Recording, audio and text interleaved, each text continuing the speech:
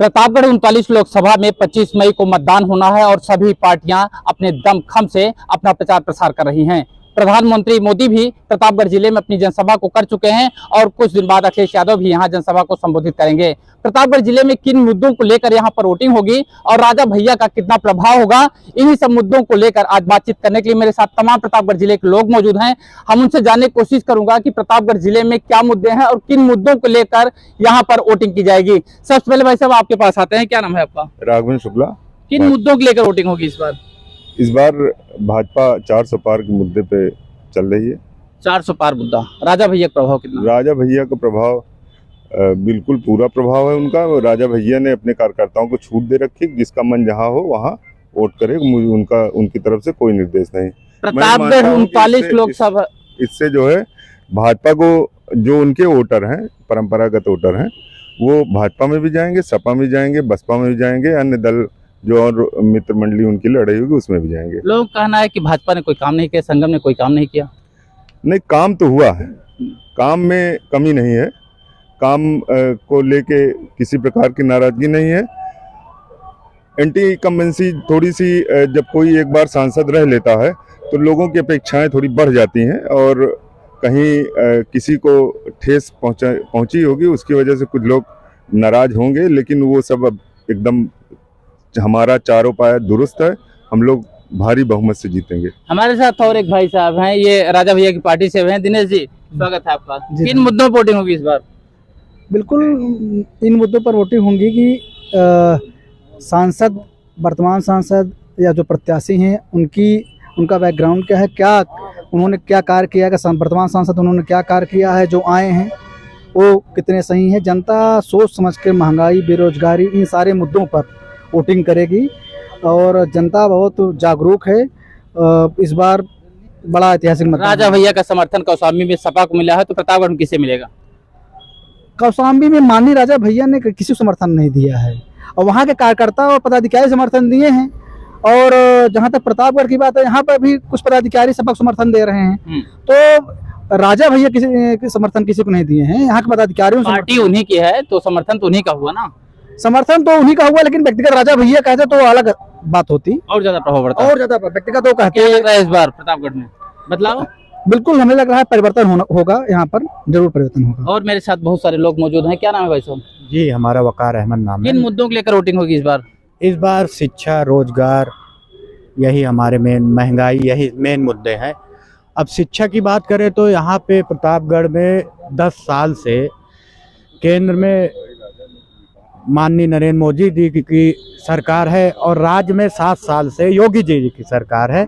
यहाँ प्रतापगढ़ में 3 ही सरकारी कॉलेज हैं, जो इस समय उनकी स्थिति इतनी खराब है, तो एक हिसाब से देखा जाए यूपी बोर्ड को एकदम विलुप्त कर दिया जा रहा है। जितने प्राइवेट सेक्टर हैं वो हावी होते जा रहे हैं, जिनकी फीस 5,000, 4,000, 2,000, वो काम अपना पढ़ाई शिक्षा पे ध्यान दे रहे हैं और जो हमारे सरकारी स्कूल हैं उनमें ध्यान नहीं दिया जा रहा। तो जो गरीब लोग हैं, रिक्शा चालक हैं या जो एक छोटी दुकान वाले हैं, वो भी अपने बच्चों को पढ़ाना चाहते हैं, लेकिन रोजगार की कोई व्यवस्था नहीं, जिससे उनकी इनकम बढ़ नहीं रही, तो वो अपने बच्चों को पढ़ा भी नहीं पा रहे हैं। भाजपा का दावा है कि बहुत काम किए हैं, सड़कें बनी हुई हैं, लोगों को रोजगार भी मिल रहा है, राशन मिल रहा है।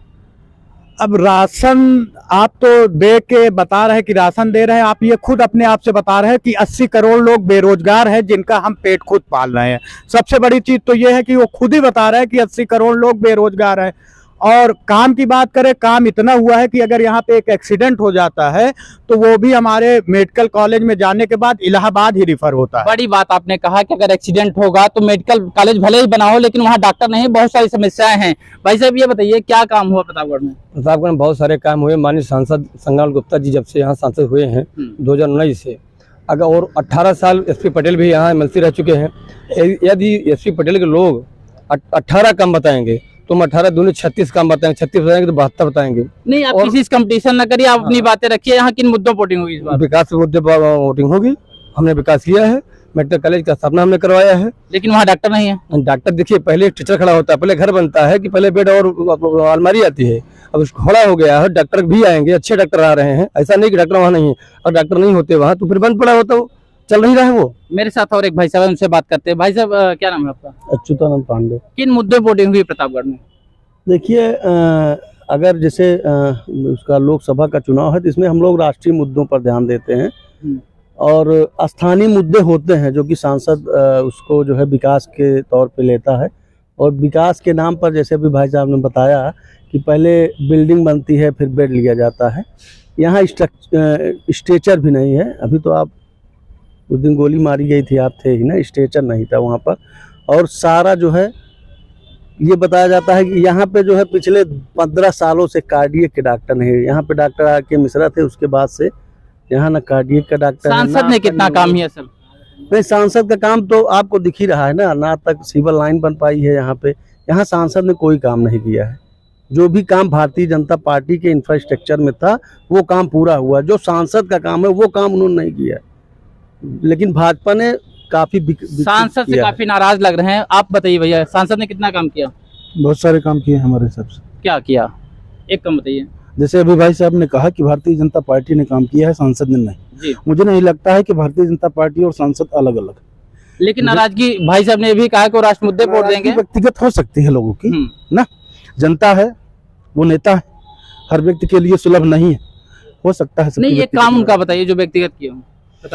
व्यक्तिगत कार्य किसी नेता को करने का कोई राइट ही नहीं है। व्यक्तिगत कार्य, सार्वजनिक कार्य उन्होंने जैसा बताया कि मेडिकल कॉलेज जो आया ये उनके प्रयास से ही आया, जो चारों तरफ ये बन रहा है। तो हरबंस सिंह के प्रयास से आया है, इनके प्रयास से नहीं आया। इनके प्रयास से नहीं आया। नहीं, हरबंस सिंह तो हमको लगता है 10 वर्ष पहले थे, 5 वर्ष पहले। 5 वर्ष पहले थे। तो उसके बाद भाई साहब ये जो हाईवे बन रहा है बगल बगल से जी, ये हमारे माननीय काम बंद हो गया उसका, पता है आपको? काम बंद हो गया, पता है, लेकिन वो जांच के अनुसार बंद हुआ है। इसके बाद फिर से काम शुरू, मतलब कुछ घोटाला हुआ है, जांच की वजह से काम बंद हुआ है। मेरे साथ और भी बहुत सारे लोग हैं। भाई साहब क्या नाम है आपका? यशवर्धन सिंह नाम। कितना काम हुआ है प्रतापगढ़ में? जैसा कि सभी लोग बता रहे हैं, काम जो है स्थानीय सांसद ने कुछ नहीं किया और अब की बार का चुनाव सिर्फ महंगाई बेरोजगारी पर है और यह सरकार से जानबूझकर पेपर लीक करवाती है ताकि जो है किसी को परमानेंट नौकरी न मिल पाए। और इन्होंने नारा दिया है अब की बार 400 पार, ताकि ये संविधान में संशोधन कर सकें, जो कि सारी इंडिया अलायंस मिलकर होने नहीं देगी। क्षत्रिय नेता जो हैं बहुत नाराज हैं यूपी में। प्रतापगढ़ में भी राजा भैया कितना प्रभाव पड़ेगा इस बार?